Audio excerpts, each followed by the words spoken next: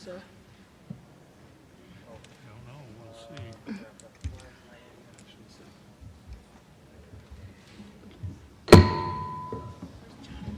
At this time, we will call the meeting to order. Please stand for the pledge.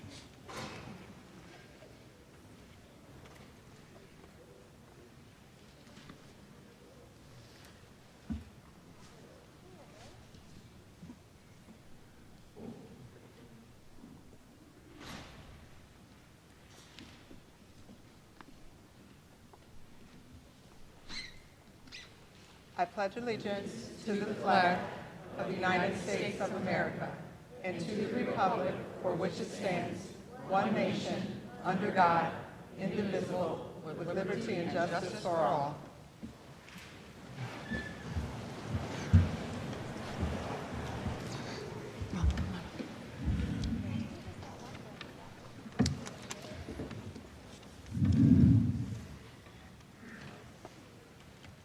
At this time, do we have any additions to or deletions from the board agenda?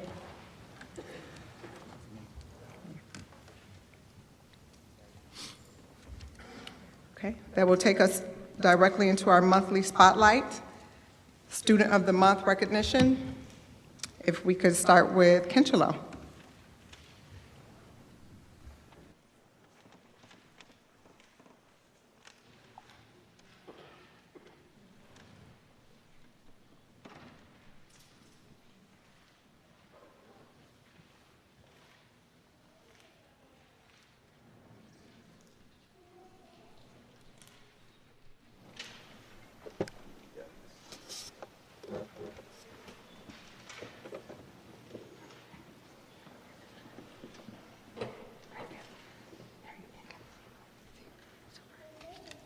All right, good evening, everyone. I'm Kathy Stone, principal at Kinchelo Elementary.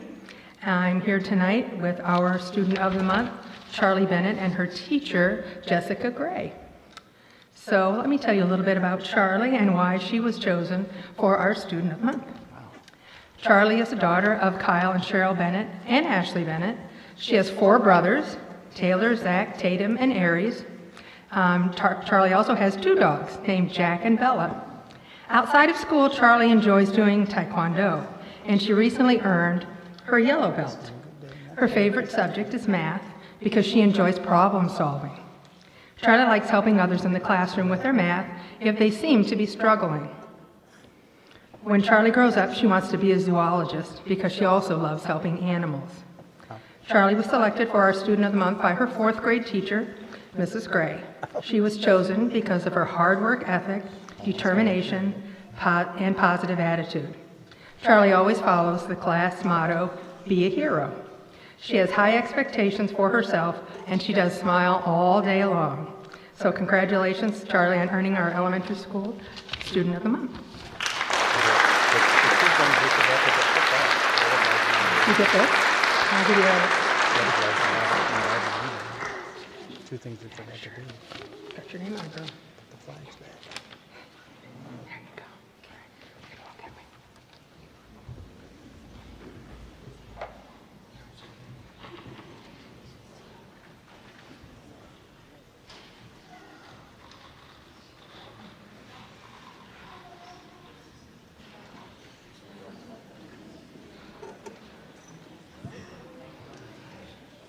Okay. County people.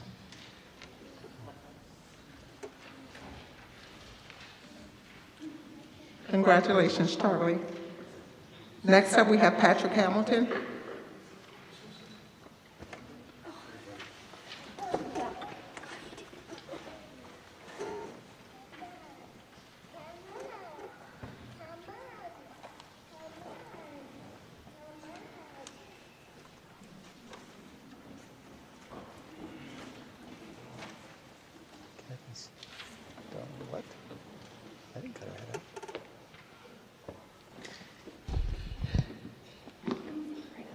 the last speaker. Good evening. I'm Nicole Conlon, principal at Patrick Hamilton Elementary, and I'm here to present the fourth grade student of the month, Austin Burke. Austin is accompanied this evening by family friends Danielle and Wayne and his 3 siblings. He was nominated by Miss Fry, his fourth grade teacher, and Miss Fry is going to tell us a little more about why she chose Austin as our student of the month. All right, well, I haven't been here very long. This is literally my first year with Patrick Hamilton, but I want to tell you that this kid right here, he's going places. He is an amazing kid, from his hard work to his positive attitude. He's always got a smile on his face no matter what we're doing, even if it's not something he really wants to do. He exhibits the hero expectations that we are focusing on in the Dowagiac school system. He has a good sense of humor, unbelievable knowledge of dinosaurs, definitely seeing a career path down that road. And he does his personal best on a daily basis in all content areas. I know that he's a great representation of Pat Ham leaders of today and will continue to make us proud in the future.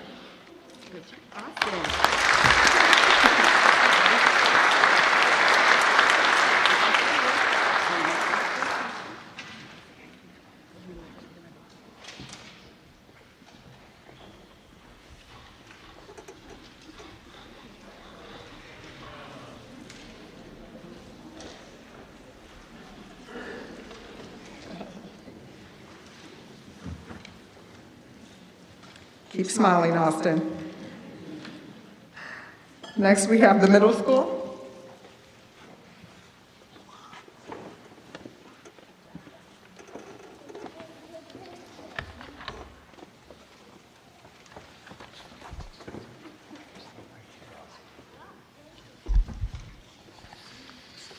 Good evening, everyone. My name is Dr. Whiteman. I'm the principal at Dowagiac Middle School, and I have the privilege of introducing our October Student of the Month. His name is Spencer Corwin. He's a 7th grade student at DMS and is the son of Elizabeth and Daniel Corwin. Spencer has one older sister named Amy, who is a senior at Grace Christian High School in Watervliet. Spencer says what he likes most about DMS is how friendly everyone is. The students are friendly, and you can pretty much fit in and hang out with anyone you want, he says. Spencer also says he likes the esports program at DMS and looks forward to attending each week and competing against other schools around the country. Right now, his team is ranked 27th out of about 300 teams. Spencer was nominated by Mrs. Greer, who teaches our STEAM curriculum to our 6th through 8th grade students. Mrs. Greer had this to say about Spencer. Spencer is an all-around terrific student. He always follows expectations and gets along with others and always strives to do his very best. He works hard on his assignments and is eager to learn. One quality about him that really stands out is that he isn't afraid to do what's right, even if everyone around him seems to be making poor choices. Spencer is a perfect example of a Dowagiac Middle School hero. I'm very lucky to have him as a student, and I look forward to continuing to watch him grow and see his accomplishments. Spencer says he enjoys relaxing and playing video games in his spare time when he isn't helping around the house doing chores. His favorite games are Call of Duty Modern Warfare 2 and the new Call of Duty Vanguard. Spencer also says he enjoys watching movies. His favorite series is Harry Potter. He also said he and his family love playing with their pet dog, whose name is Lady. When asked if he had any advice to give any student interested in wanting to become a Chieftain Student of the Month, Spencer had this to say. My first piece of advice would be to keep your grades up.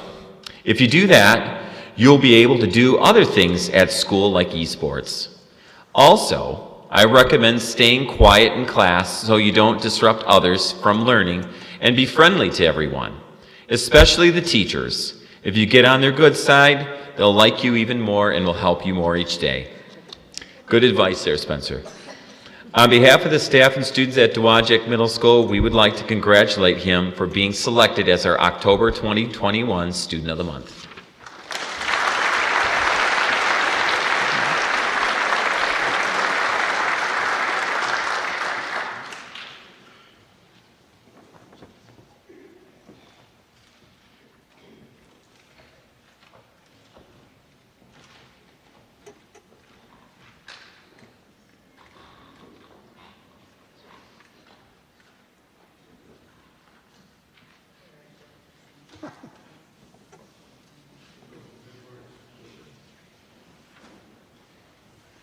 Oh, let's see.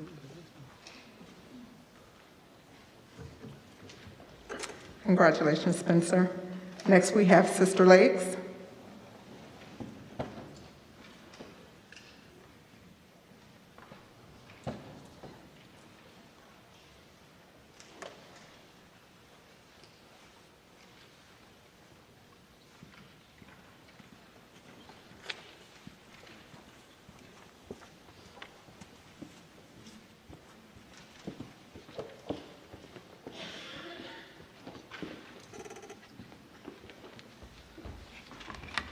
Good evening. I'm Ryan Zietlow. I am the principal at Sister Lakes Elementary, and I have the privilege to introduce you to Julian Manriquez Mondiano. And I'm going to let Mrs. Hatch, his teacher, tell you all the wonderful things about Julian. Hello, I'm proud to announce the Sister Lakes October Citizen of the Month, Julian Manrique Monduano. He practiced with me before I came up. I butchered that pronunciation so often. He is the son of Norma Monduano Galvan and Oswaldo Manrique Perez. Julian is a great big brother to second grader Oswaldo and helps him with his reading. When he grows up, he wants to be a cashier, which was my heart's desire as well, so maybe he'll be a teacher too. He has a strong work ethic, strives to read additional books at home, and always tries his very best in all subjects. Being polite is just a part of who Julian is and how he treats others. He can always be trusted to follow school rules and be kind to everyone. This young man is an absolute pleasure to have in class. I wish I had the whole class full every year. He practically asks me if he can breathe in the classroom. He asks permission for everything. Please and thank yous, always kind, always the first one to consider others. So I'm very proud to have him as our Citizen of the Month.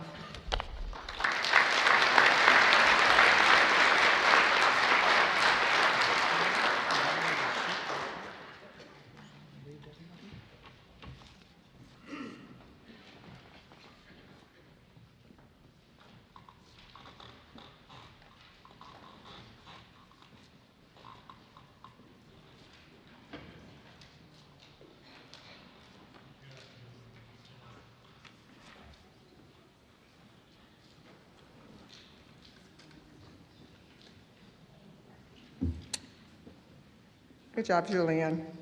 Next, we have Justice Gage.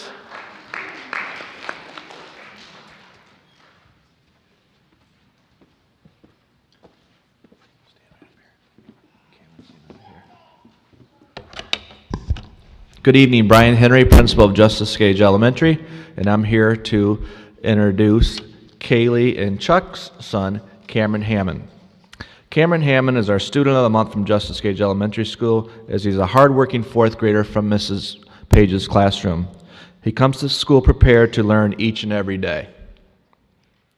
He earned exemplary grades on his first report card of the year and has made a great deal of growth on the IXL computer program in the class in all subject areas. Cam is a great role model and is respected by his peers. He puts a lot of thought into his choices he makes at school. He even stays after school each day to help straighten up the desk, all without being asked. Cameron has a young brother, Connor, who's sitting right here. Connor also attends our building as well. Cam hopes to be a police officer like his uncle one day. He would make a great officer, as he is a very compassionate person who wants to ensure that everyone is safe and happy at all times. Mrs. Page, myself, and the entire staff is extremely proud of Cameron's accomplishments so far this year.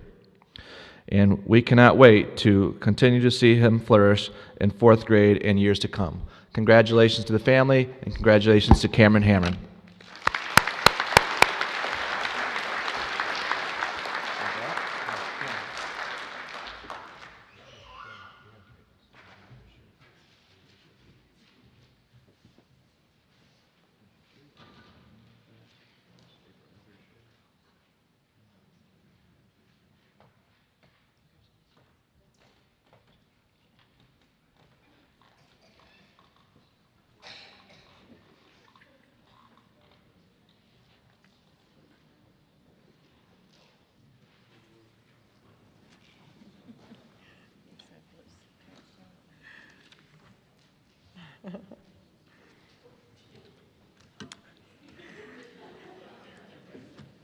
Congratulations, Cameron. Next, we have the Union High School. I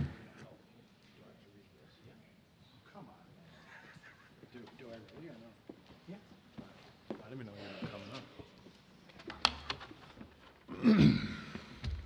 Hello. So, Union High School Student of the Month is Jacob Conley, class of 2023. Jacob has been selected by Mr. Clan, who is right here. Jacob is the son of Tisha and Kevin Conley. He's currently a junior. He has two older sisters, Deja and Ariana. In the classroom, Jacob excels in everything he attempts. His favorite classes are math and science, but really likes science more because it's the application of math, which I think makes math your favorite class, by the way. Currently, Jacob has perfect attendance. It's important to note that he has been on the high honor roll since 6th grade. He continues to strive for academic excellence year after year, and his grades are generally all A's. After high school, Jacob wants to attend the greatest university in the world, the University of Michigan, to major in physics. Yes, you can clap for that, that's fine. We'll continue to do everything in our power to make sure that happens. Amen to that. Outside of the classroom, Jacob loves to keep busy playing his saxophone, which he enjoys since the 6th grade. Jacob's an exceptional member of the marching band, concert band, and jazz band. His advice to fellow students: math is the primary subject that helps you relate to what you need in the real world, so be good at it. Jacob's the perfect choice for our October 2021 Student of the Month due to his willingness to assist other students both inside and outside the classroom. He's a role model for others without even knowing it. And I can say, honestly, the only person I've ever heard speak badly of him is Mr. Hunt, because he doesn't play basketball. But other than that, we're good to go. I just have to add a couple of things. Number one, I love students who I can actually look up to. That's one. And the fact that he likes math, but he plays saxophone. And you just switched to bari sax, didn't you? Attaboy, that's what I played in high school. And I happen to know your favorite candy bar, which you will be receiving in the morning, is a Milky Way. Remember filling this out at the beginning of the year? I was like, that's kind of creepy. Ladies and gentlemen, Jacob Conley.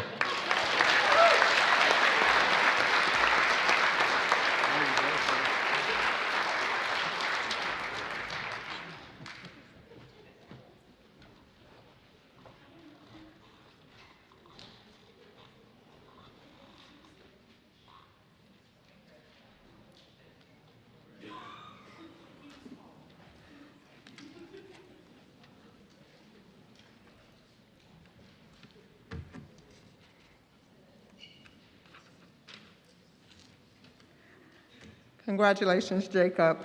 Congratulations to all the students of the month.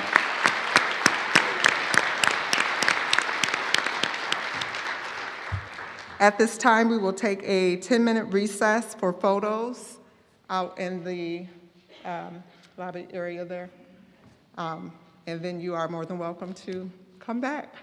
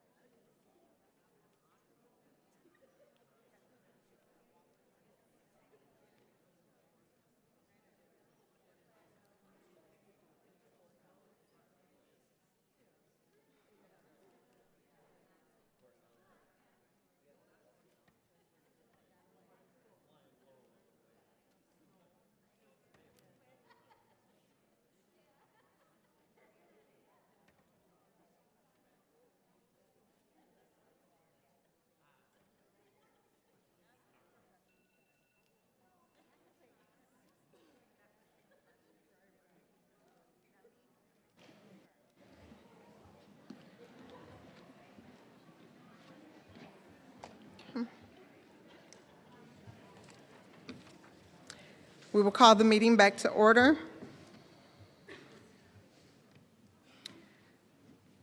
I did not receive any correspondence.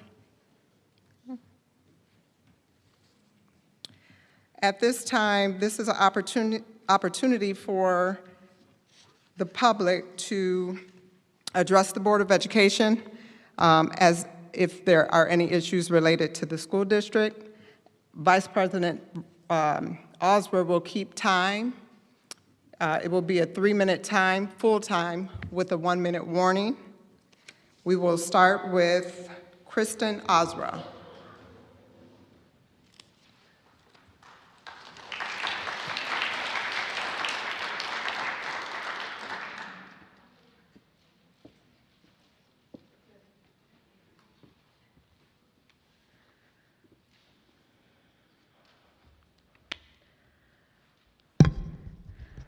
I've been trying to narrow down what I would like to speak about tonight.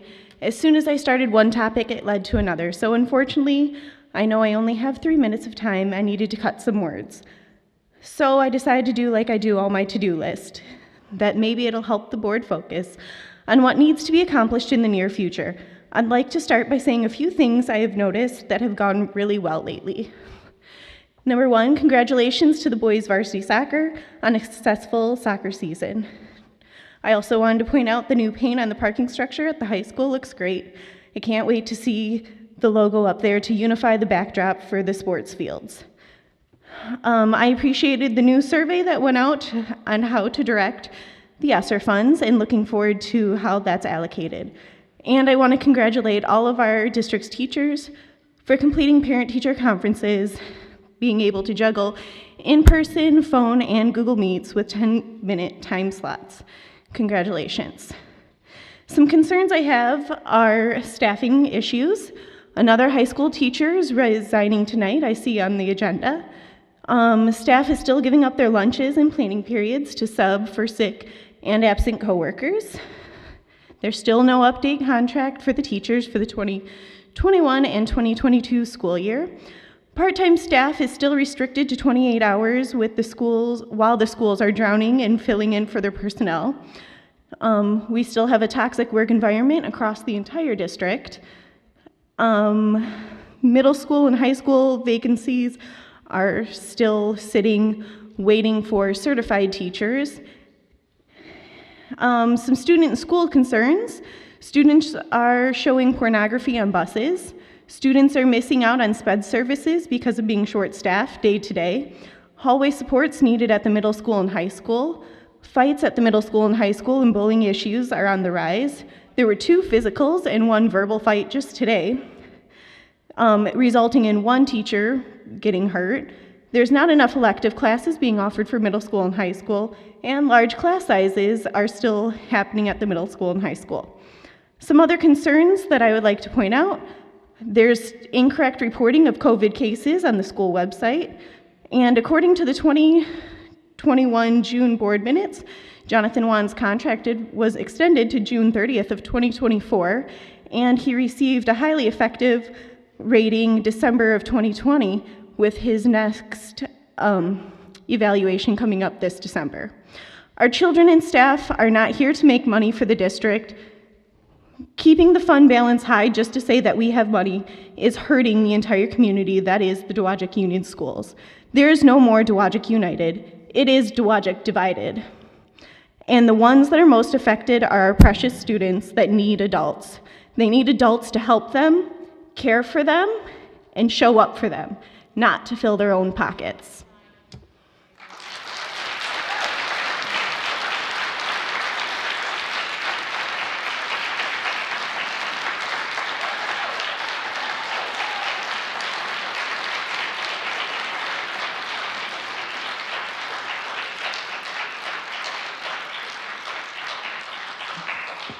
Thank you, Kristen. Next, we have Jen Pond.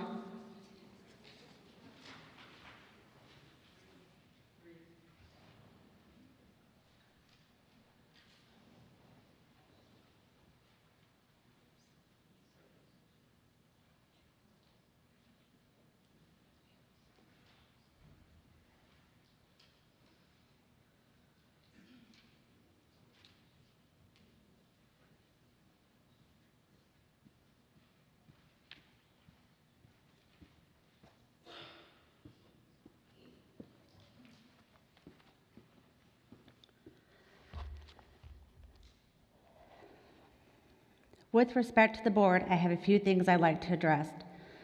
First and foremost is the fact that our teachers still do not have a contract. This shows lack of respect for our educators. We have had over 30 teachers leave us this year already. Things they need and deserve pay increases to match the cost of living, as well as competitive pay that matches others in our area. We need to also trust that our teachers are doing their job. Lastly, they need respect for their start and stop time, and so much more. Second is the strict allotted hours for our parapros. We have a lot of areas that need to be filled. They can be utilized at drop-off and pick-up, filling in for Title I, or pick up an extra 30 minutes for a reading recovery group. Honestly, have you seen a kindergarten room at 8:57, or the children lined up outside and around the building? It can be pure chaos. If you have to offer more hours and insurance to responsible, dependable, proven parapros, then do it. Our school cannot afford to lose them. Third issue is that our parents are hearing about policy change from their children and not the school. For example, the new bathroom hallway rule. I was told this had started the week before because of all the fighting. A week later, an email regarding the policy change was sent out only after questions from parents are being raised. Another example is the supposed shooting that was going to happen today. Yet again, parents were contacted school officials to inquire. Only then did we receive another email in regards to it. This is unacceptable. A school should not have to be called to question things that have changed in policy or other important issues. Swift and effective communication is the key. With all of this being said, are we marketing, advertising, and giving reasons to keep our current educators, staff, parents, and children in our district? What is being done to recruit staff, parents, and children to our district? Are we truly meeting the needs of our students, the whole child? I would like to end with a quote from our current superintendent. We have to be willing to stand up and say yes to Dowagiac is a great place to be. It is a place to become a destination school district. I ask, are we?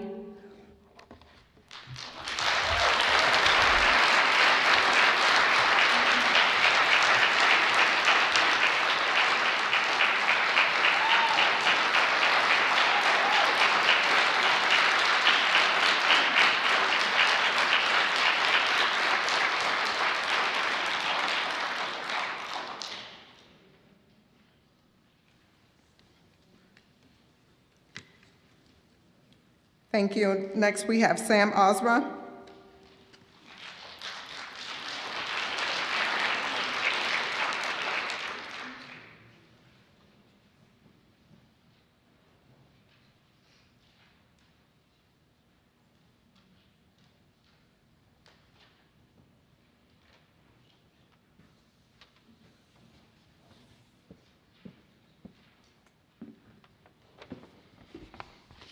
Good evening. I am the parent of three, a 10th grader, an 8th grader, and a 4th grader. That is a lot of years in the school system and a lot of teachers that they've had over those years.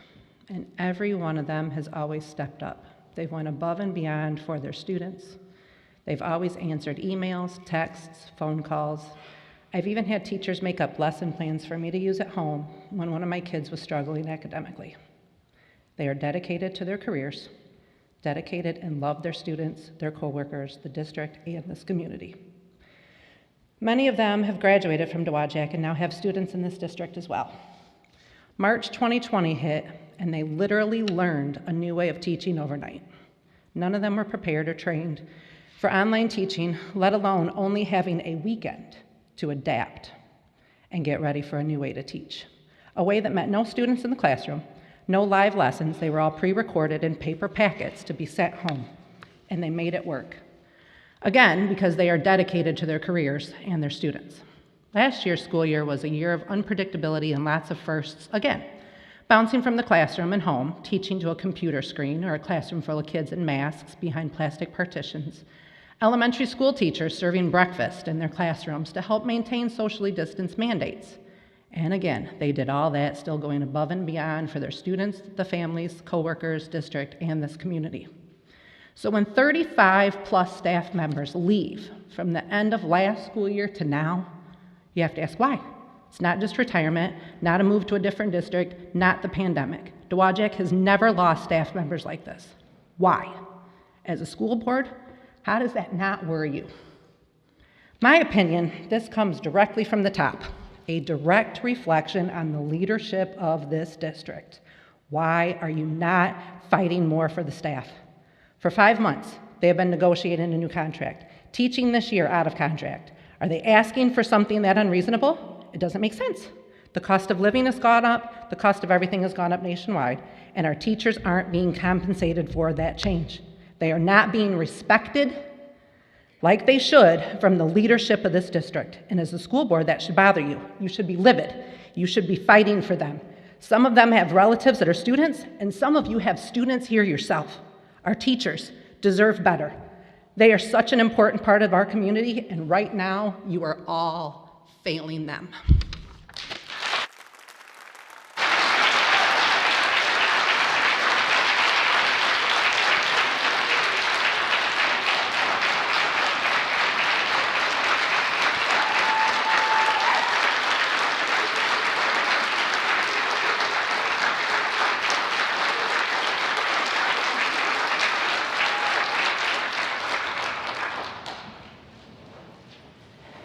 Thank you, Sam. Next, we have Stacy Rock.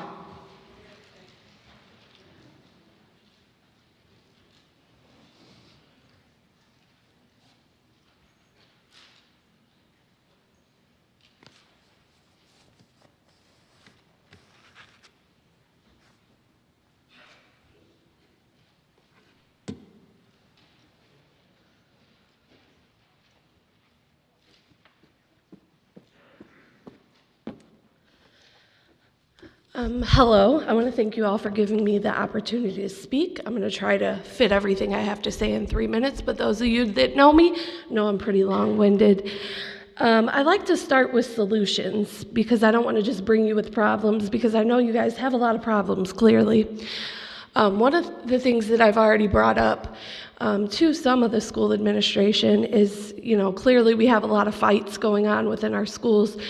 So I would like to present to you some information about peer-to-peer peacemaking. It's a restorative justice movement that's being utilized in Skyline High School in Ann Arbor. It's been done since 2014, but I think it's a good program. I'm not going to present it now because I have 3 minutes. But we have to do something different. And expelling and suspending our kids and limiting them from being able to use the bathroom is unacceptable. So that'll be the first thing I have to say. But the second thing I have to say is for our teachers. I don't always see eye to eye with these teachers. I have a special needs child that likely will not be able to get the help that he needs because you don't have enough staff. So you need to respect them, because I know if 2020 taught me anything, I don't want to be teaching my kids at home with no internet.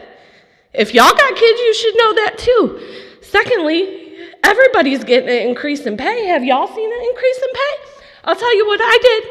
I'm on another school board for my tribe, and I worked on that school board with no pay so that I could bring my teachers back. So if you guys can't figure something out, I'll be happy to do your job for nothing. Trust them to do their jobs. You have to do something so that you can get more staff in. So that you can, maybe if you use this restorative justice so these kids can solve their own problems, some of your staff won't be tied up handling those and they can actually teach their classrooms. But I know that as a parent of a special needs child, I will hold your feet to the fire for my child to the end of the day. But it's not their fault if you're not providing them with the resources that they need to do their jobs adequately. And resources aren't just textbooks and computers and tools, they're bodies. You have to have people. You've lost 30 people. What are you going to do about it? Are you going to sit there and write on your paper? Are you guys going into the classrooms and helping out? When's the last time you've been in a school? You need to ask yourself those things. And like I said, if none of you guys are up to the challenge, I'll gladly step in myself. Thank you.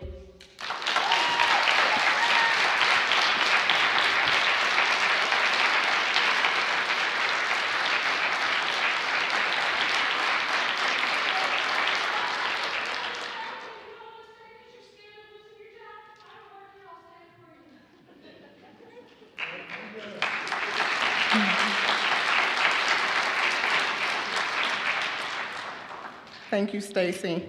Next, we have Francis Green.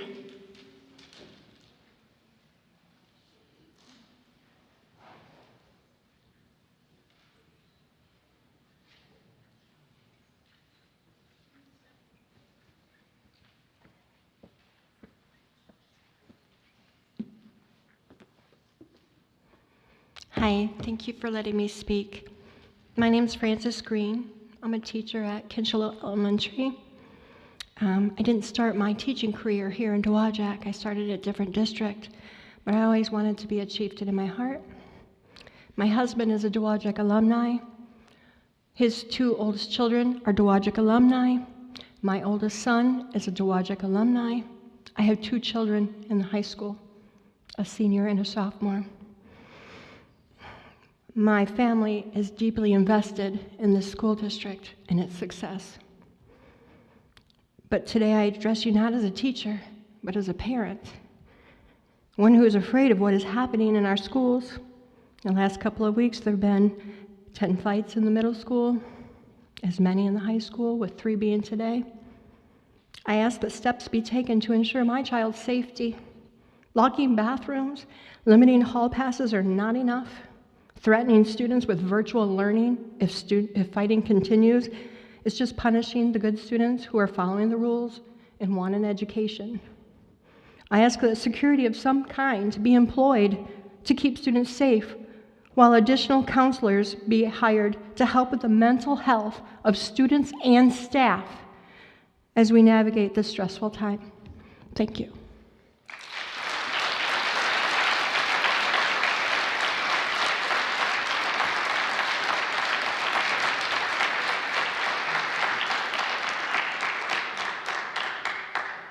Thank you. Aaron Beck.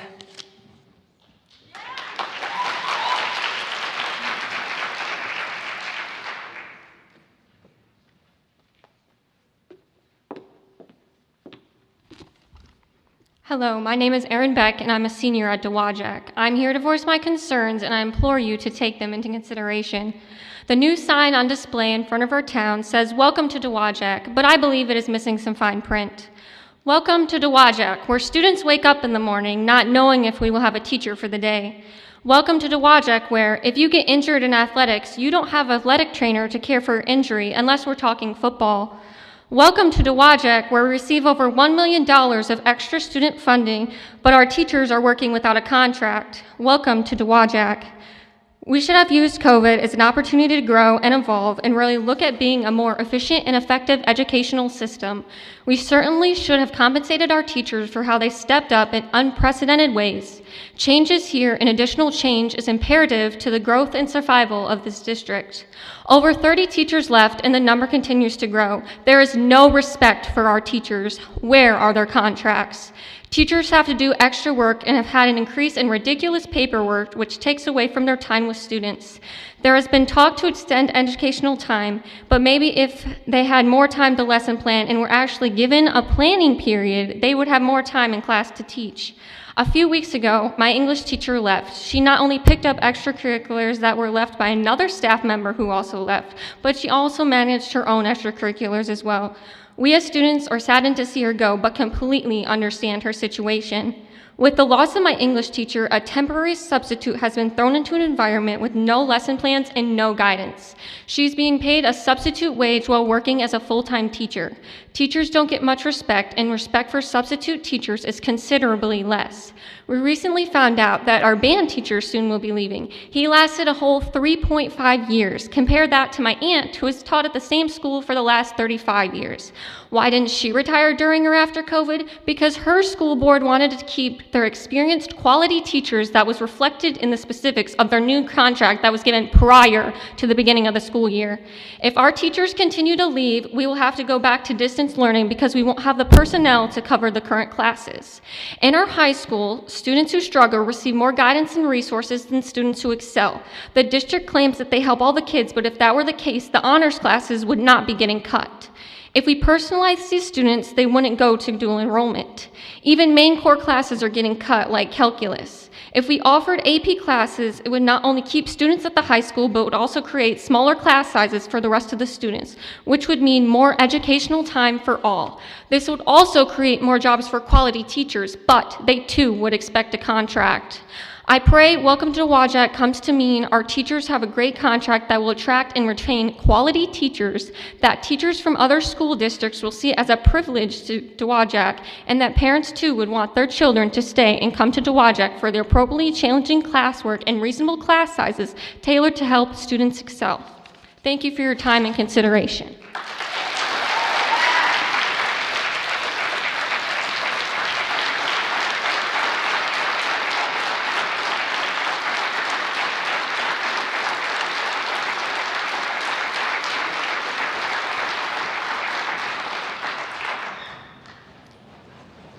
Thank you, Aaron. Next, we have Stacy Banky.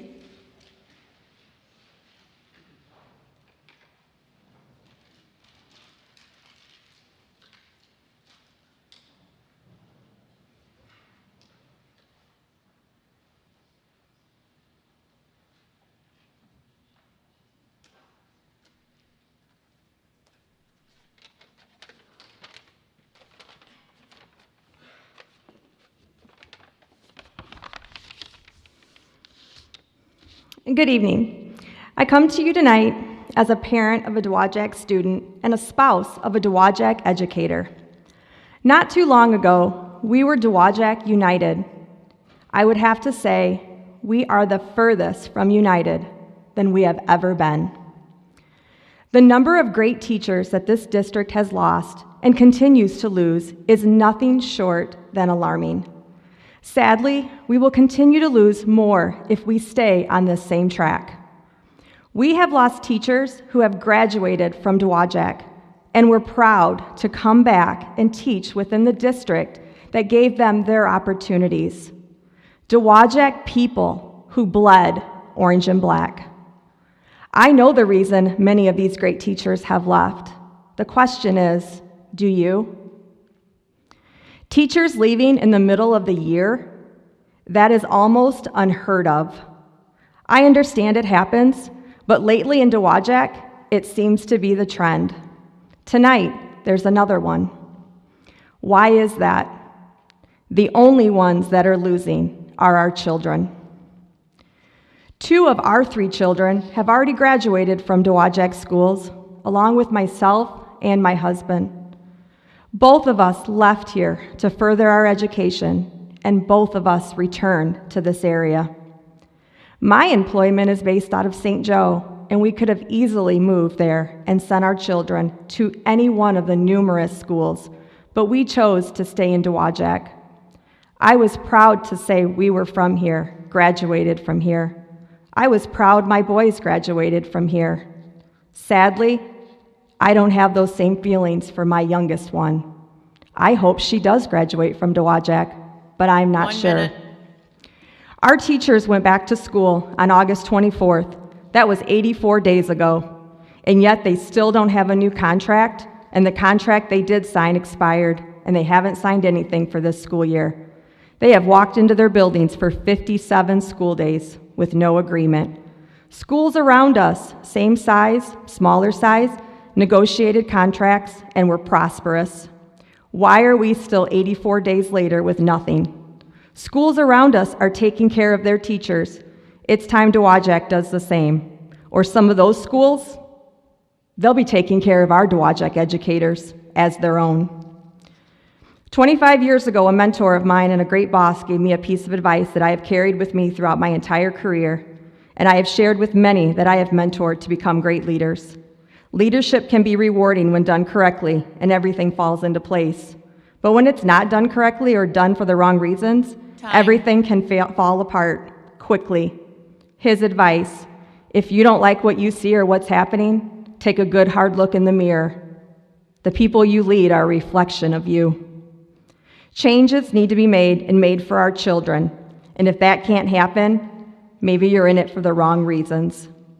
I hope as different parents, students, teachers, and other community members spoke here tonight, they are truly heard. I hope you didn't just listen. I hope you heard what they had to say. Thank you.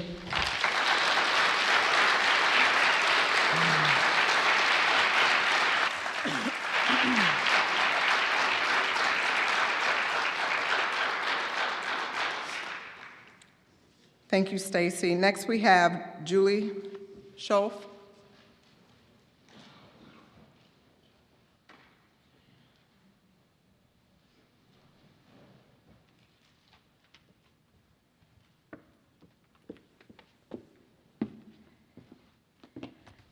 Good evening. I would like to address the staffing issues our school district is facing and the direct effect it is having on our students and the ineffectiveness our administration is having on correcting it. As we all know, our teachers are currently working under the old contract. How and why are we allowing this to happen as our country is facing this great resignation, along with nationwide teacher shortages? Currently, 35 teachers, administrators, and full-time staff have left our district. I would like to know what we can do to stop this from happening again and again, because we cannot afford to continuously lose our quality staff and to have this negatively affect our students. So I must ask the board, have exit interviews been done of the teachers that have left? If so, what have been the reasons given for them leaving? Have you taken that information a step further and asked our current staff what we need to do for them to stay and what we need to do better? I also want to know how many more have been having thoughts of leaving. I have personally spoken with quite a few current and former teachers, and I can tell you there have been a few main issues. We all know that teachers become teachers because of their love, passion, and drive for the field, but we know it's not for the money. But without an up-to-date contract, these teachers have no job security and no obligation to hold them to this district. Some have found this in other districts and new professions because ultimately they have to do what is best for their own mental health and family. One of the biggest concerns brought to my attention by all of whom I have spoke with has been the administration. Some have felt belittled, pressured by an overall feel as though the administration did not trust them enough to do their job. Our teachers want to be part of their students' growth and watch them achieve the goals they set out for academically and in life. Many former staff members have said that they felt they were unable to provide the students with the proper education they deserve, as well as not receiving the support from the administration. Large class sizes, subbing for other teachers because of the lack of subs, add that with the loss of planning times, is stretching our teachers thin. We all know that children learn best with a routine and a degree of normalcy, but the lack of a consistent teaching staff is directly affecting our students. This inconsistency, teacher turnover, and lack of authority is allowing fighting and bullying at all levels to rise uncontrollably. Repetitive professional development, disruption of program planning, reduced time with students as the stayers support new colleagues, loss of teacher experience, loss of innovation and ability to introduce new practices, and a burnout of teachers are all directly affecting a student achievement. One study found that losing a teacher during the school year is linked with a loss of between 32 and 72 instructional days, which equates to 1/6 to nearly half of the school year. 1/2 of the school year? My kids lost teachers last year and this year, so you're saying they've almost lost a whole year of school in some of their core classes? These staffing issues have personally affected my family and many other families in regards to special education services. Many students are going without the resource hours and the help they need, which are required under their IEP and 504 plans. Now, as with many small towns, our school is the heart of our community. People come and stay in Dowagiac to raise their families because of what we have, a strong local economy. But many parents, myself included, have been thinking about pulling our children from this district. What will happen to our town when younger families decide they can get a better quality education someplace else? Enough is enough. Our number one priority of public school is education of our children, and that starts here tonight with our school board. I'm going to leave you tonight with hopes that you are taking action now to prevent more teachers and staff from leaving and risking our children's education. Just remember, your staffing issues are not my children's problem.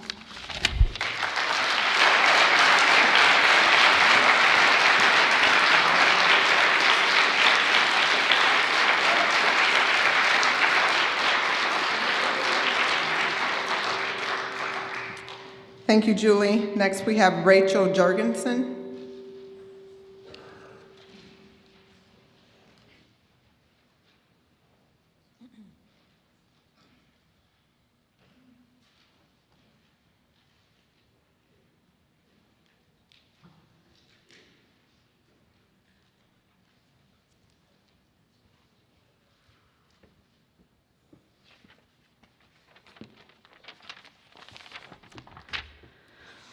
I'm here tonight to talk about teen violence.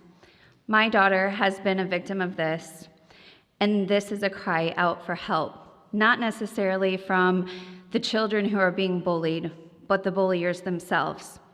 Some may not even look like they are bothered by the profanities that are told to them by their classmates. However, the saying, "Sticks and stones may break my bones, but words will never hurt me," is not true.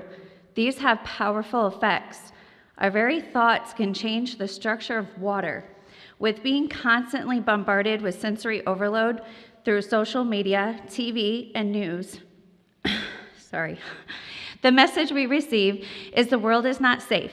We are not safe. You are not enough, and your life is not enough.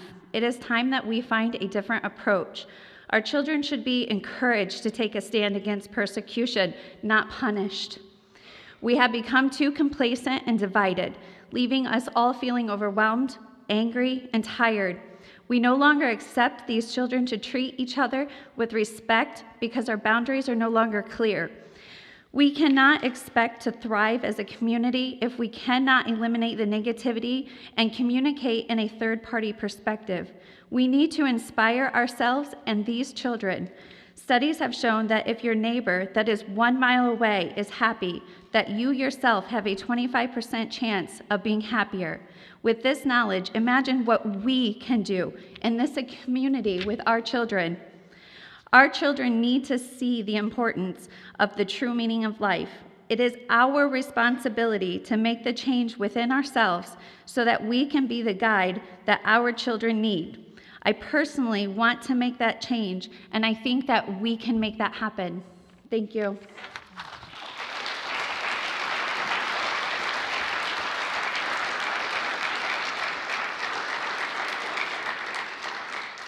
Thank you, Rachel. Next, we have Diane Barrett-Curtis.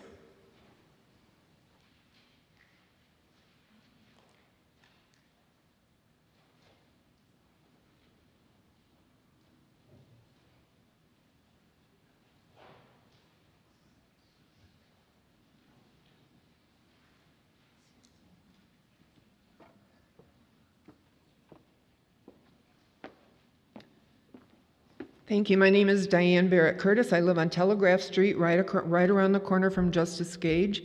I do not have children in the Dowagiac School District anymore, but I am a longtime resident of Dowagiac.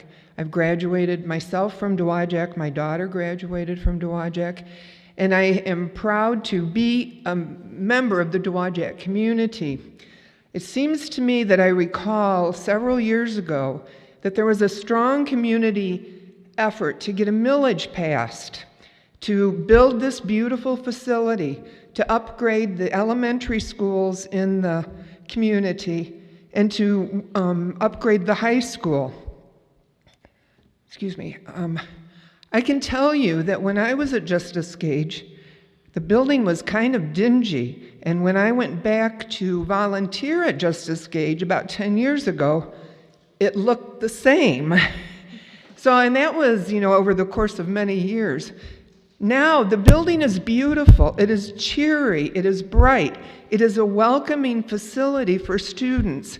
The same can be said for the high school. There are wonderful study places in that high school, much better than when I was a student there.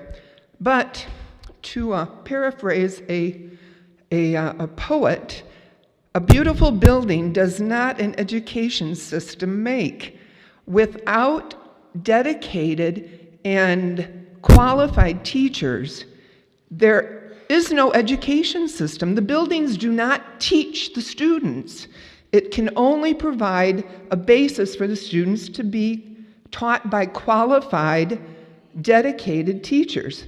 So my questions really are, why are so many teachers leaving? 1 minute. It's almost like there is a policy or a desire to have qualified teachers leave so that long-term substitutes can be brought in at a lower cost. It just seems to me that that's almost what the policy is.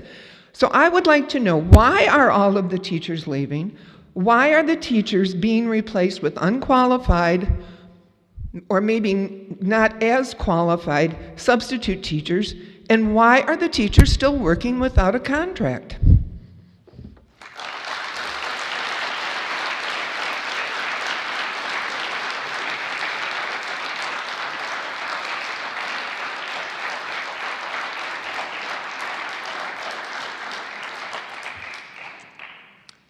Thank you, Diane. Next, we have Matthew Nichols.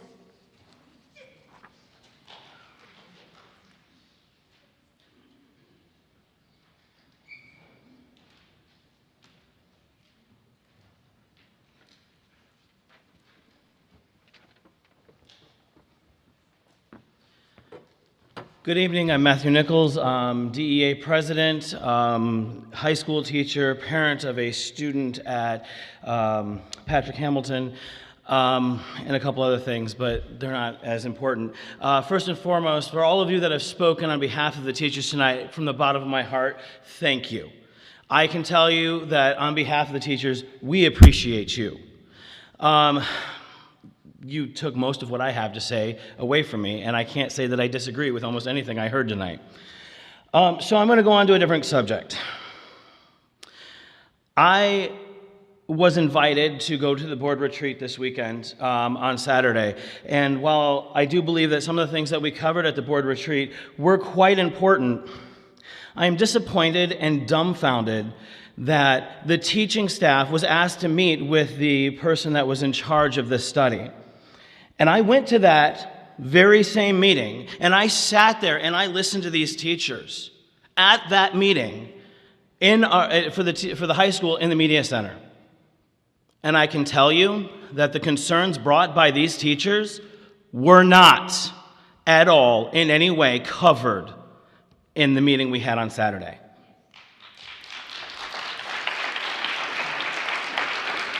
The issues that we brought forward to that person that was supposed to be telling and advising this board about the strategic plans of this district going forward were completely ignored. And then we wonder why teachers are leaving this district. We wonder why teachers feel like they're not being heard. It's because they're not. The lack of support is directly going towards why teachers are leaving. It is a toxic environment. I heard somebody say that. Yep, I agree. 1 minute. I sat at that table next to a nice gentleman that I had never met before. And we talked quite a bit on Saturday. And one of the things, because he's a longtime community member, is my understanding, was that we talked about, do you want Dowagiac to be mediocre or just average? Because that's where we're at in almost every category. We are average and mediocre. Or do we want to be better? Our students, my son included, deserves the best. Why are we not giving to them? We are able, we have the ability, we have the resources, and we refuse to do it. If we want to be excellence, not excellent, but excellence itself, we need to do what is necessary to provide the best teachers and staff, not just teachers, but staff, for our students. As Kristen said, and I think I'm the very first person to speak, we need to make sure that we are no longer Dowagiac divided and come back to be reunited. Thank you.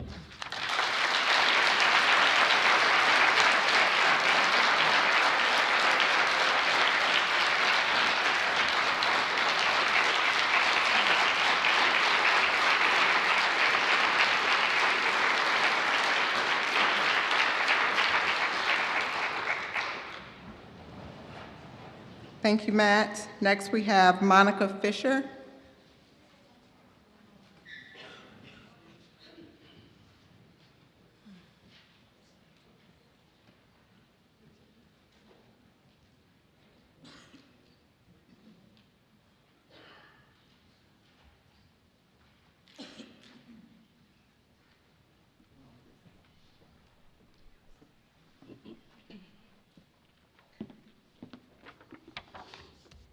Ladies and gentlemen of the board, I stand before you this evening as an alumni, a support staff member, and most importantly, a parent of 2 children in 2 different buildings within Dowagiac schools who are enrolled through schools of choice. That's right, I choose to send my children to Dowagiac schools. My husband and I have been second guessing that choice quite a bit lately. Recently, there's been several issues where parents and families should have been notified of certain changes and happenings, particularly at the middle and high school. First, the restroom usage procedure has changed, and I learned this from my daughter, who's a student in this building. Second, the rumors of the supposed school shooting that was supposed to happen today were circulating around social media last week. It's very upsetting as a parent to learn that it took parent outrage to get any form of communication. And when we did get it, it was an email that we all got. It took parent outrage to be contacted to learn what the policy changes are and learn, yeah, there was a school shooting rumor, but we deemed it to be false. It doesn't matter. Parents should be contacted regardless. You know, the tone of any organization is set at the top. Schools are no exception to that. But the difference is, it's just not the employees that are affected. It's parents, it's families, and most importantly, it's our children.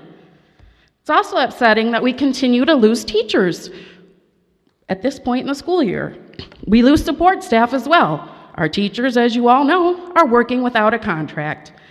Good help, let's face it, any help is very difficult to find these days. What is happening within Dowagiac schools? My family was very saddened to learn that we're losing our amazing band director in December. My daughter just joined band in this building as a 6th grader. Sure, his job posting online, but what's the likeliness that it's going to get filled? The art position has been filled or placed online for how long? You know, we have a shortage of teachers, we have a shortage of support staff. Substitute teachers are very hard to find these days. My middle school band student can only do so many word searches in what's supposed to be her 2nd hour band class in this building. Is the day gonna come that Dowagiac no longer has a band? I certainly hope not. Why not, as a district, are we not doing everything we can do to retain our dedicated, dependable employees who show up every day, wanting to do their job, care about the children? We often end up doing the jobs of others too, because there's nobody there. We all pitch in and do what we can.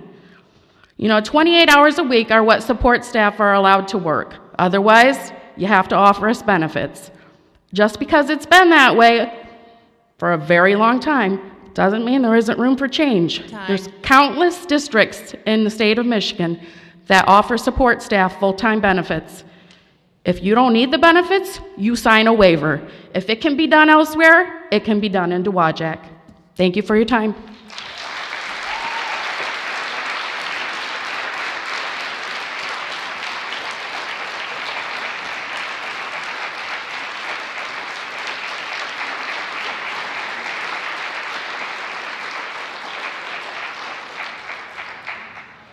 Next, we have Lisa Hornberg.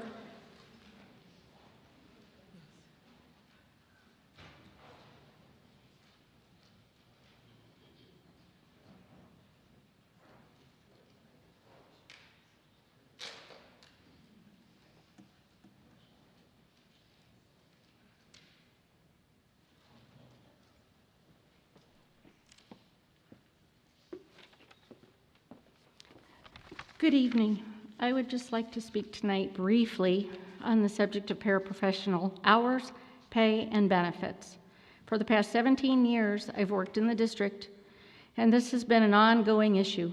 Parapros are a vital part of the classroom, so much so apparently that a couple years ago we were required to test and become highly qualified or lose our jobs. When we became highly qualified, nothing changed, except for the demands in our jobs. There is no reason any paraprofessional should have to work evenings and weekends to compensate for the wages we receive as parapros.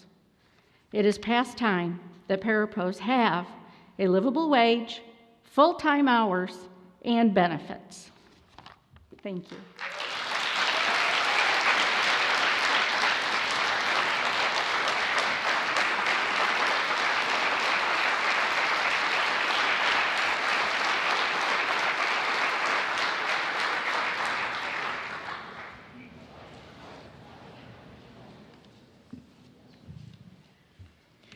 Thank you all who took time to speak tonight. I don't know if I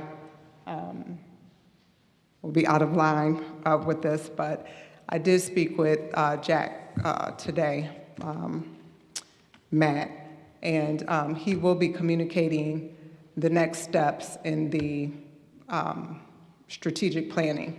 So there's almost 3 different meetings that will happen after this.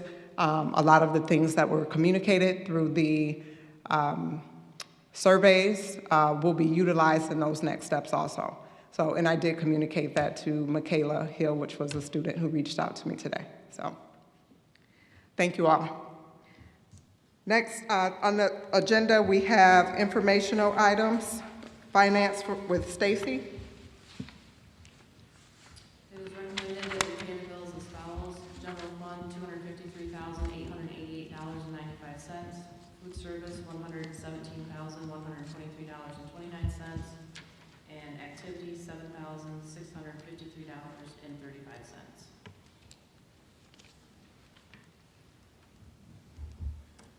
Next up is Superintendent report. Are we starting with Brent? Yes. Okay. Yes, Mr. We will have an athletic update with Brent Nate.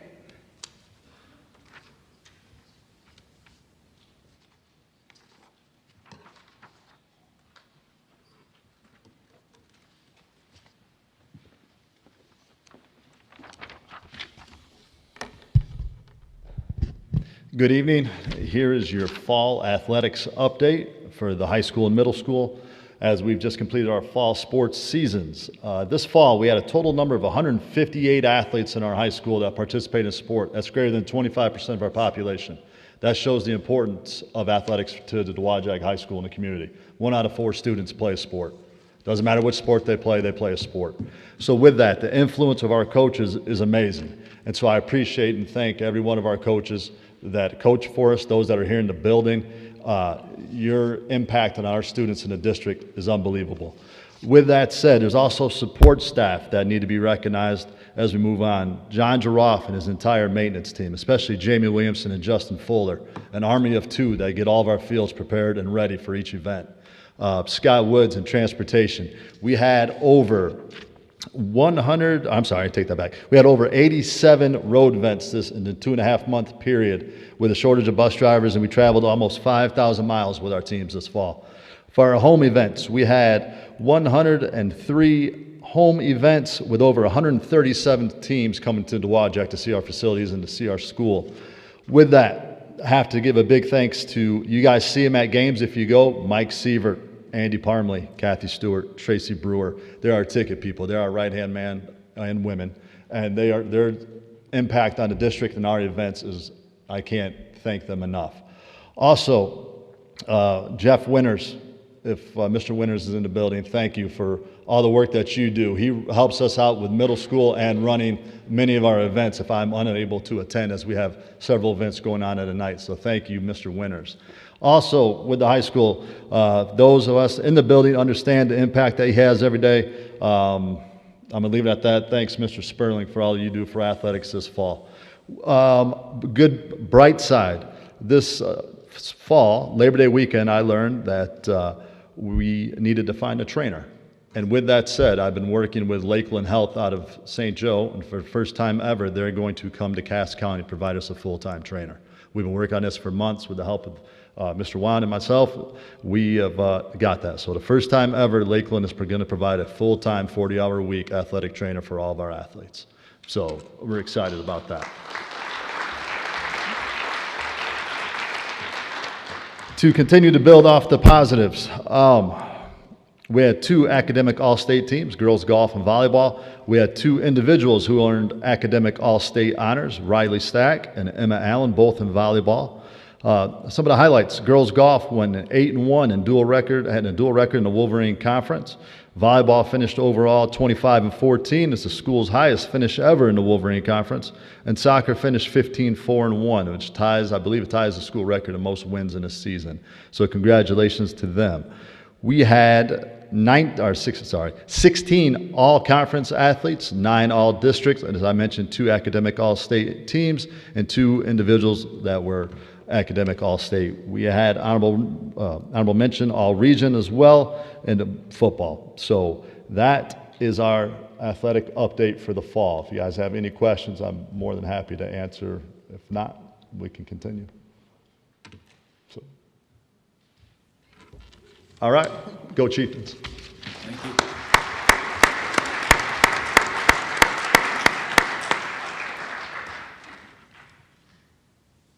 And next, Paula Vide is going to share information regarding a pilot project, pilot class that we're proposing to the board for approval tonight, dealing with coding. Computers and software are changing everything, but mostly the majority of schools don't teach computer science. Some may think that our students should learn to code, and I would suggest that Dowagiac become cutting edge by offering computer science courses that teaches coding. What is coding? Coding is a list of step-by-step instructions that get computers to do what you want them to do. Coding makes it possible for us to create computer software, games, apps, and websites. Coders are people who write the programs behind everything we see and do on a computer. Computer science is not just about learning technology, it is about logic, problem solving, and creativity.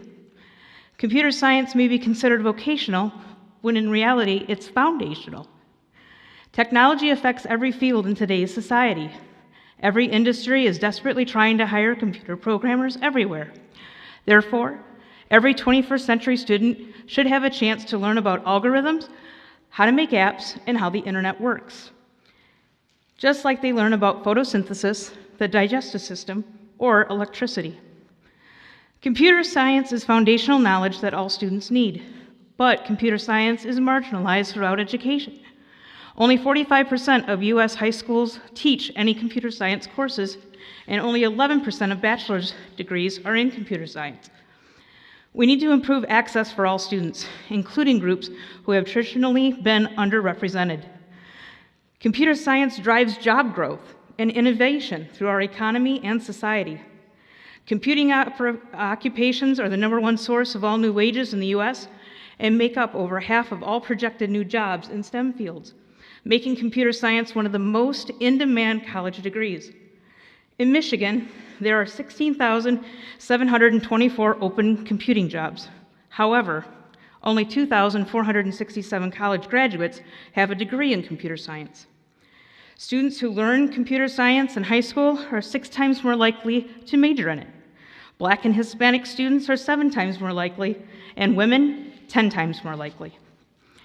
Michigan is one of 37 states that have created a K-12 computer standards, and computer science can count towards high school graduation math or science requirements. Also, the Michigan legislature is working to determine if it can count towards a secondary language credit. This past summer, I took part in a week-long PD and will be attending 4 more weekend classes to become certified in teaching CS Principles. CS Principles is a year-long course that has the computer science standards and preparation for the AP exam embedded within the curriculum. This is provided by core.org. An AP, or Advanced Placement, is the program run by College Board, the makers of SAT, that allows you to take special high school courses that can earn you college credit and or qualify you for more advanced classes when you begin college. That same course can be offered without the Advanced Placement section. However, it's my dream that we can offer it as an AP course in the years ahead. In the 2019-20 school year, only 237 schools in Michigan offered AP Science, computer science course. I would like to add Dowagiac School to that list. So I'm asking that you would approve the addition and teaching of this course to our curriculum. Thank you.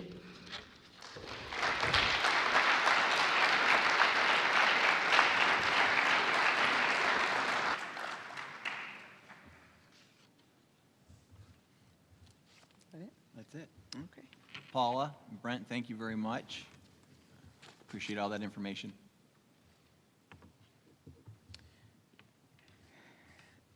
Next on the agenda, action items.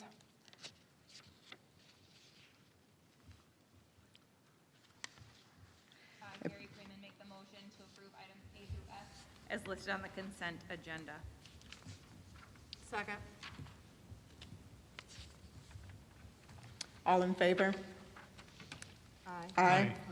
All opposed? Next on new business, approval of new hires.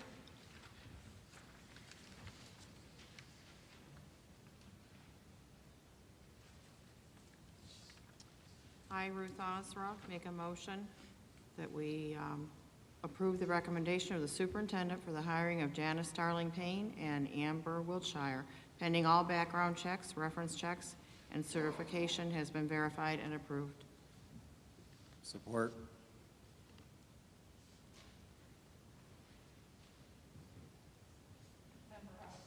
Yes. Yes. Yes. Yes. Yes. Yes.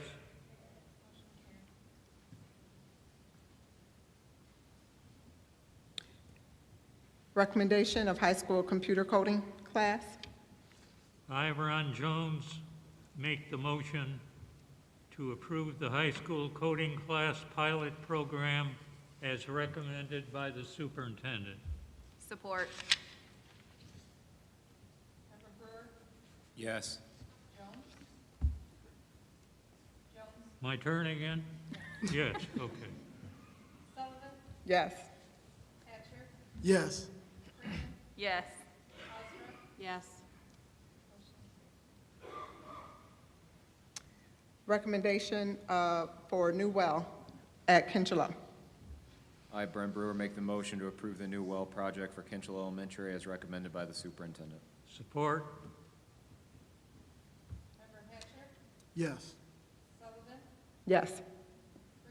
Yes. Yes. Yes. Yes.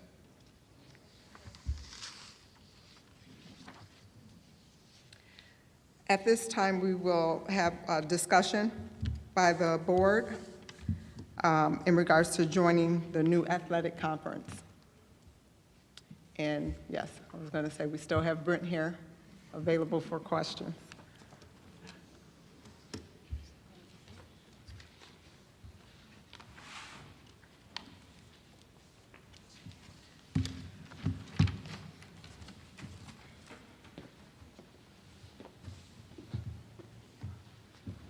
I have a question.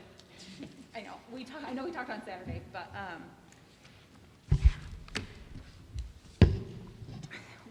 what would the plan be like if we move towards this?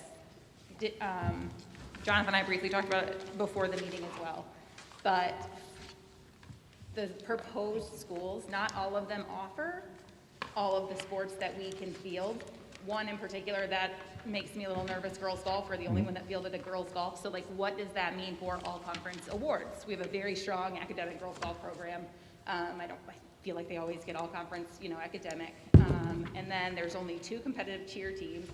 So what does that do for postseason? What does it do for, awards? And then I think we talked about filling the rest of the schedule with, and Wolverine working with us. So I think that would probably be taken care of. But talk to me about that, please.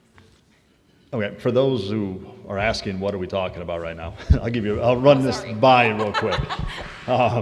Last April, we started looking at exploring options of joining a new athletic conference. We are currently in the Wolverine Conference. We're a proud member of the Wolverine Conference. We are in good standing with the Wolverine Conference. But we are by far the smallest school in the Wolverine Conference. Enrollment-wise, Sturgis is at 966, Plainwell's 811, Niles 806, Edwardsburg 803, Vicksburg 768, Pawpaw 677, Allegan 671, Three Rivers 670, Otsego 667, and Dowagiac 518. That's last year's MHSAA counts, which is what we go by athletically for this school year. So we're at a disadvantage enrollment-wise. So instead of being reactive, we wanted to be proactive and explore opportunities, what we could do to put our athletes in the best situation, to give them the best opportunities to succeed. So with that, I started working with some local schools, reaching out, and saw that there was interest. So where we are at today is a potential of joining a league It would be, albeit a small league, but it would be a league with the hopes of exploring options to expand, or us as joining a league in a few years of us 5 moving on to engulfing another league. The 5 schools that would be Dowagiac, Berrien Springs, Buchanan, Brandywine, and Benton Harbor. Us and the Killer Bees, as I refer to them. And so, with that said, I've put together a packet for our board, and Carrie is absolutely right. In a perfect world, every sport this would be a utopian move and everything would be great. There are going to be sports that are affected more than others. That's just the bottom line. Currently, there's sports in the Wolverine where we don't field teams. We haven't fielded a boys tennis team in 4 years. And we're still a member of the Wolverine. With that, our cross-country numbers as a district, our track numbers as a district, due to enrollment, haven't always been huge. So with that, there's always give and take. So to answer your question, I've asked our coaches before going forward with this. They were supportive. Obviously, I've talked with Coach Turner. We are a good fit for the Wolverine Conference. We went 8-1 in girls golf this past fall. With that, we understand that girls golf will be a sport that is affected. It won't affect us at all in the postseason. It won't affect us in the regional, things along those lines. It won't affect academic all-state opportunities, or that. It will affect some all-conference opportunities for girls golf. That's true. I'm not going to lie to you. I'm not going to deny that. That is something along with that. With that said, it also gives us opportunities to schedule more local matches.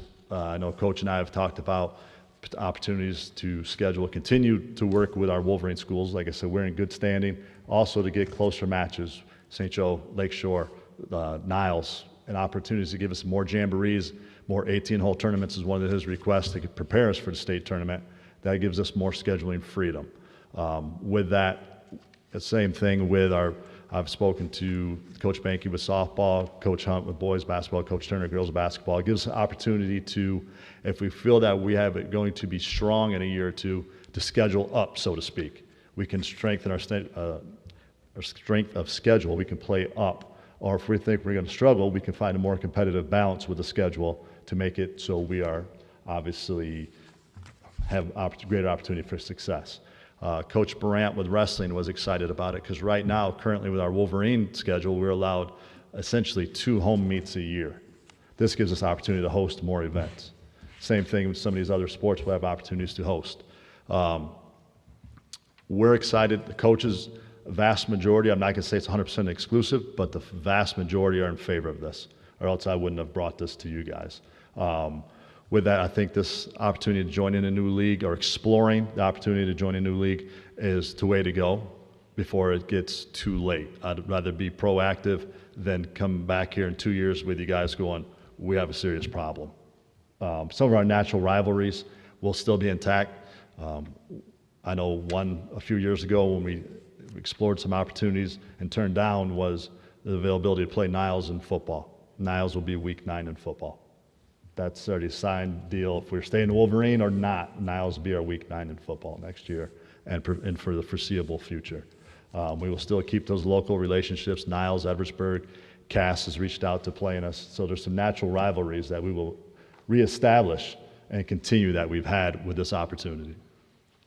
So outside of golf and cheer, are those the only 2 sports that we would not be able to have a conference, or we would not be playing in conference? Cheerhead too. Competitive cheer? Competitive cheer, yes. And I've actually spoke with Coach Nichols today about this. There's always give and take. He's excited about the opportunity to attend in more jamborees, which will in turn get us more ready, I guess, for lack of a better term, for the team district and team regionals, et cetera. Thank you for answering my question. Sorry to jump the gun. No problem. Brent, I have some reservations based on back when we got kicked out of the Lakeland Conference and had to fend for ourselves, Lakeshore and us. And Edwardsburg was one of the prime kickers. And Yep, I was in high school. I remember playing an independent football schedule, going to Bowling Green, Ohio, and the next week to Grand Rapids, then the Country Day. I lived it. Yep. Saginaw, Lansing, Indiana. And when we finally got in the Wolverine Conference, after a couple of years trying to compete with the big guys, St. Joe and Battle Creek Central and Kalamazoo Central and so on. We joined the Wolverine Conference. We have always been, since we've been in the Wolverine Conference, I think I'm right on this, the smallest school along with Paw Paw. Correct. In my 11 years, we've been the smallest. I was Dowagiac, South Haven, and Paw Paw. South Haven has since left, and the gap between us and Paw Paw is now over 161 students. Okay, but I think looking at the schools that you're proposing or we're proposing to look at, if you think that joining a league where you have more kids is going to make you competitive, that's not going to do it. The thing that makes you competitive, like Brandywine, 379, I think you said they had. Take a look at the girls' basketball. That's a program that has been built for years. We had the same thing here. We had Chuck Rubino building the wrestling program for years. We have people now building the program.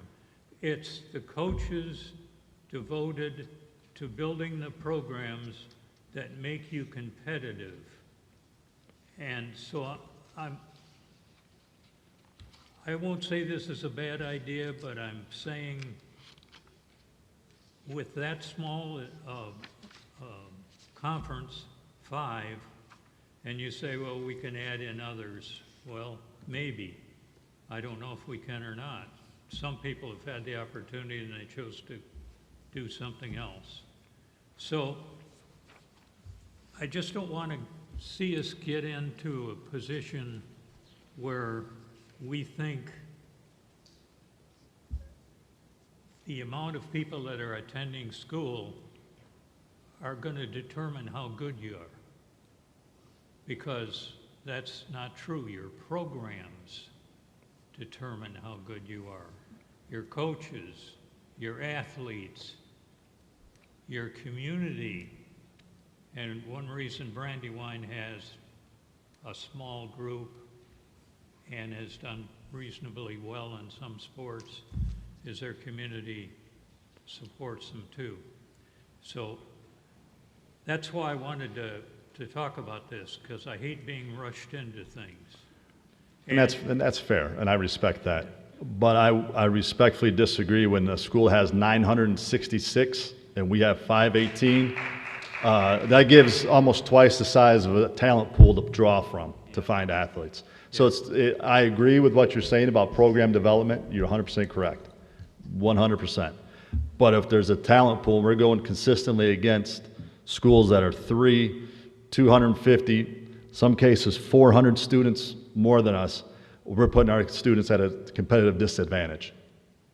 Well, I understand what you're saying, and if we had to play Penn Harris Madison every year, I could understand that. But we have had good programs here, and we've been competitive, and up until this year in football, in the Wolverine Conference, we've also been competitive. COVID hurt us, COVID hurt everybody, and we lost some numbers coming up. And with that, I'll piggyback off that. We still are competitive in the Wolverine Conference. As I mentioned, girls golf went 8-1. Volleyball had their best finish. We're defending conference champs in wrestling. This isn't a reactive move. This is a proactive move because the enrollment progressions aren't going up for us. The gap's going to widen. And I'd rather be here saying, let's do this now than 3 years and going, we're in some serious problems. Okay. That's where I'm coming from. But I respect 100% what you're saying, and you are correct about program development. Doesn't matter if you have 1,000 or if you have 200 kids, you have to develop your programs.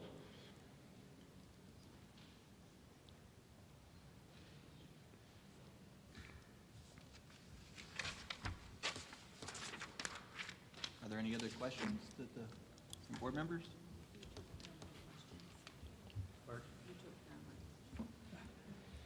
Brent, in order for us to make this move, when do we gotta have a decision by? The other schools are finalizing their votes at their board meetings next month, so early December. We would like to make this move for the fall of '22. I've informed the Wolverine Conference that we're exploring, haven't made a decision, but they're aware of where we are doing. They respect it. They understand where we're coming from. As some of the concerns that we have with other schools are the concerns that they have with us as being a member of the conference. In terms of fielding all levels of teams and things along those lines, those are their concerns with Dowagiac. And this will mean that all of the schools need to say yes. Correct. Or if one says no. Then we squash it and we're in the Wolverine next year. Yeah, and they're wherever they are. Correct.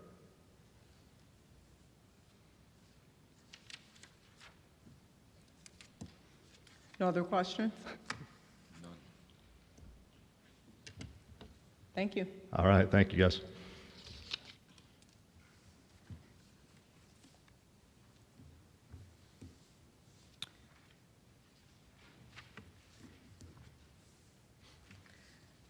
Okay.